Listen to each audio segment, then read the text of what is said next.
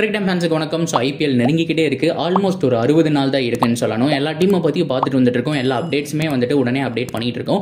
So இந்த ஒரு update ரொம்ப ரொம்ப முக்கியமான ஒரு அப்டேட்னு சொல்லணும். சிஎஸ்கே தரப்புலேருந்து ஒரு கண்டிப்பாக ஒரு மிகப்பெரிய ஒரு டவுன்னு சொல்லணும்.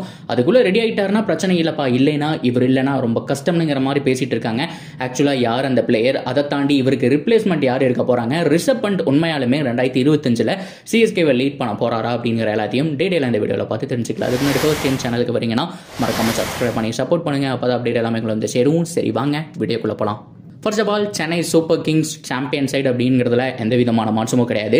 ஸோ இந்த வருஷம் பக்காவாக ஆக்ஷனுக்கு வந்தாங்க. ஸோ வச்சிருக்கிற பட்ஜெட்டில் யார் எடுக்கணும் யாரை விடணும் அப்படிங்கிற மாதிரி பர்ஃபெக்டாக பிளான் பண்ணியிருந்தாங்க.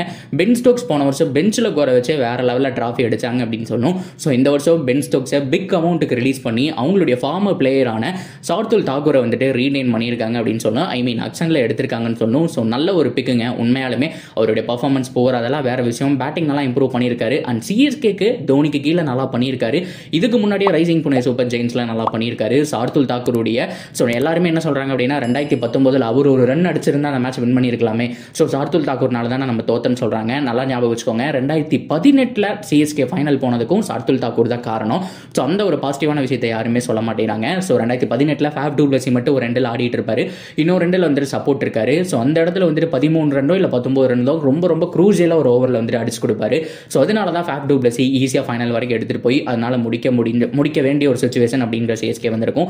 அதே மாதிரி 2021 பார்த்தோம் அப்படின்னா விக்கெட் லாஸ் இல்லாமல் கேகேஆர் ஆடிட்டு இருக்கும்போது வந்து டக்குன்னு 2 விக்கெட் எடுத்து கொடுப்பாருங்க. ஸோ 10 ஓவரில் 90 ரன் நோ லாஸ் அப்படின்னு சொல்லிட்டு கில்லோ ஐயரோ வந்துட்டு ஆடிட்டு இருப்பாங்க. ஐ மீன் வெங்கடேஷ் ஐயரோ ஆடிட்டு இருப்பாங்க. ஸோ அந்த சமயத்தில் 2 விக்கெட் பேக் டு பேக் எடுப்பாரு. உடனடியாக அப்படியே எல்லாருமே அவுட் ஆகி ஸோ அந்த சீசனையும் சிஎஸ்கே வின் பண்ணுறதுக்கு சார்துல் தான் காரணம். ஸோ சார்துல் தாக்கூர் சிஎஸ்கேல செமையாக பண்ணியிருக்காருங்க. அதில் எந்த விதமான மாற்றமும் கிடையாது. சரி ஓகே, சிஎஸ்கே பொறுத்த வரைக்கும் இந்த வருஷம் எல்லாமே வந்துட்டு பர்ஃபெக்டாக பண்ணிட்டாங்க. அக்ஷன்லேயே நல்லா எடுத்து வச்சிருந்தாங்க. ஆனால் ரொம்ப ரொம்ப முக்கியமான ஒரு விஷயம் என்ன அப்படின்னா இப்போ டிவான் கான்வே அவைலபிளாக இருப்பாரா, சிஎஸ்கே உடைய இனிஷியல் மேட்ச் மிஸ் பண்ண போறாரு அப்படிங்கிறது தான். என்ன ப்ரோ சொல்றீங்க அப்படின்னு கேட்டீங்கன்னா, எஸ் அவருக்கு கோவிட் அப்படிங்கிறது கன்ஃபார்ம் ஆயிருக்கு. ஆல்மோஸ்ட் 25 நாளைக்கு மேலே ரெஸ்ட் தேவைப்படுது. அவர் வந்துட்டு தனிமைப்படுத்தி வைக்கணும். ஸோ கோவிடை கியூர் பண்ணுற வரைக்கும் பார்த்தோம் அப்படின்னா அவர் தனியாக தான் இருக்கணுங்கிற மாதிரி சொல்லிட்டாங்க.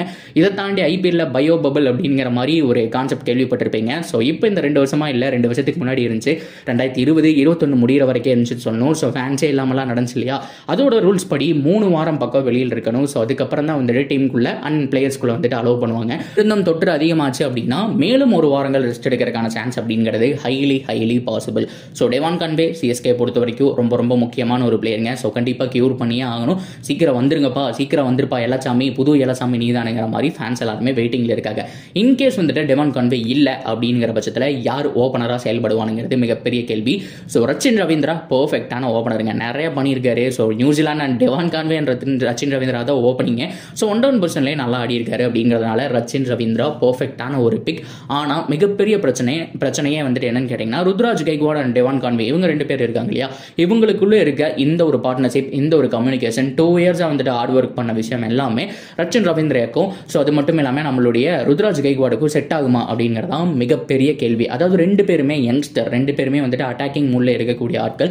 டிவான் கான்வே கேமை ஸ்லோ பண்ணுவாருங்க. அதாவது நீ ஆடுப்பா, நீ டச்சில் இருக்கியா, நீ ஆடு, முடிஞ்ச அளவுக்கு புஷ் பண்ணி கொடு, நான் எடுத்துட்டு போறேன் அப்படிங்கிற மாதிரி பண்ணுவாரு.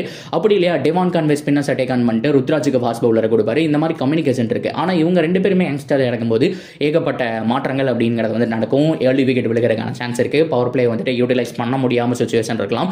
ஸோ கண்டிப்பா டிவான் கான்வே வரதான் மச் பெட்டர். ஸோ அப்படி இருக்கிற பட்சத்தில் ரச்சின் ரவீந்திரா ஆடணும்னா கூட மொயின் அலிக்கு பாலா 1 டவுன்ல ஆடுறது அப்படிங்கிறது நல்ல ஒரு விஷயம் தான். சரி ஓகே, அது எல்லாத்தையுமே பொறுத்திருந்து பார்க்கலாம். ஸோ ஹோப் கண்டிப்பா கியூர் ஆகி வருவார் அப்படிங்கிறத நம்பலாம். இதை தாண்டி இன்னொரு விஷயம், கிட்டத்தட்ட 2-3 வாரமாக பேசிட்டு இருக்க விஷயம். ஸோ நிறைய பேர் அப்லோட் பண்ணியிருந்தாங்க. ஸோ நம்ம இதை பற்றி பேசவே இல்லை. இப்போ தான் ஃபர்ஸ்ட் டைம் பேசுகிறோம். ரிஷப் பண்ட் சிஎஸ்கேக்கு வர போறாரா, அடுத்த கேப்டன் இவர் தானா அப்படிங்கிற ஒரு விஷயம். எஸ் சிஎஸ்கே தரப்பிலிருந்து அவங்க சொல்லலை அப்படின்னா கூட ஹிண்ட் கொடுத்துருக்காரு. யார் ஹிண்ட் கொடுத்துருக்கா அப்படின்னு கேட்டிங்கன்னா, ஸோ சிஎஸ்கே உடைய கோச், அதாவது பேட்டிங் கோச்சான மைக் ஹசி அதை பற்றி பேசியிருக்காரு. ஸோ இது மட்டும் இல்லாமல் ஸ்டீஃபன் ஃபிளமிங் அதை பற்றி பேசியிருக்காரு. அதாவது கிட்டத்தட்ட ஒரு 5 வருஷமாக ஒரு பிளேயரை பார்த்து வச்சிருக்கோம். சூப்பரான ஒரு நல்ல ஒரு பேட்ஸ்மேன், அதில் மாற்றம் கிடையாது. ஏகப்பட்ட மேட்ச் க்ரூஜியலாக வின் பண்ணி தந்திருக்காங்க. ஸோ யங் ரத்தம், இளம் ரத்தம். அது மட்டும் இல்லாமல் ஃபியூச்சரில் சிஎஸ்கே கேப்டனாக வரக்கான சான்ஸ் இருக்குது. ஸோ கண்டிப்பாக அந்த ஒரு விக்கெட் கீப்பிங் பேட்ஸ்மேன் தான் வந்துட்டு கேப்டனாக வரணும் அப்படின்னு நாங்கள் நம்புகிறோம் அப்படிங்கிற மாதிரி சொல்லியிருக்காங்க. நிறைய பேர் என்ன நினைக்கிறாங்கன்னா சஞ்சு சாம்சனை சிஎஸ்கே ட்ரேட் பண்ண போகிறாங்கன்னு சொல்லிட்டு. ஆனால் கண்டிப்பாக கிடையாது, இது ரிஷப் பண்ட் தான் அப்படிங்கிற மாதிரி தான் சொல்லியிருக்காங்க.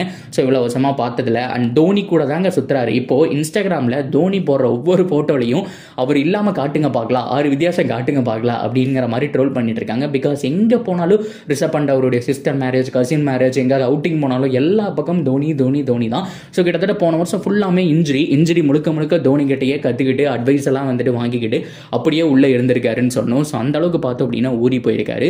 ஸோ இந்த ஒரு சீசன் டெல்லி கேபிட்டல்ஸுக்கு வந்துட்டு கேப்டன்சி பண்ணலாம். ஸோ நெக்ஸ்ட் சீசன் கண்டிப்பாக மெகா ஆக்ஷனில் ஸோ ரிஷப் பண்ட் சிஎஸ்கேக்கு வரக்கான சான்ஸ் அப்படிங்கிறது highly possible.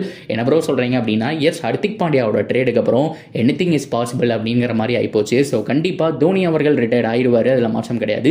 So Rishabh fund உள்ள வரக்கான சான்ஸ் இருக்குது. ஆனால் கேப்டன்சி அப்படிங்கிறதா ருத்ராஜுக்கு கொடுப்பாங்களா, இல்லை ரிஷப் பண்ட் கொடுப்பாங்களா, இல்லை சர்ப்ரைஸாக ரஹானே கொடுப்பாங்களா அப்படிங்கிறது எல்லாத்தையும் நம்ம பொறுத்திருந்து தான் பார்க்கணும். ஸோ நீங்கள் ஓவராலாக என்ன நினைக்கிறீங்க?